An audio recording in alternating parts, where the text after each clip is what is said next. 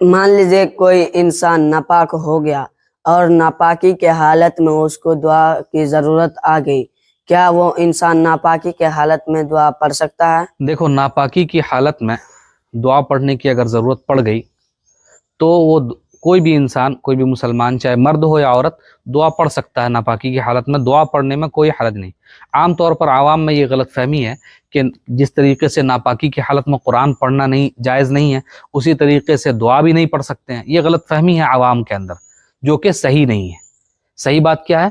ناپاکی کی حالت میں دعا درود پڑھ سکتا ہے انسان، یہاں تک کہ قرآن میں لکھی ہوئی جو دعا ہے وہ بھی پڑھ سکتا ہے. جیسے ربنا آتنا فی الدنیا حسنۃ وفی الآخرۃ حسنۃ وقنا عذاب النار. اسی طریقے سے رب انی اعوذ بک من ہمزات الشیاطین. اسی طریقے سے ربنا ھب لنا من ازواجنا وذریاتنا.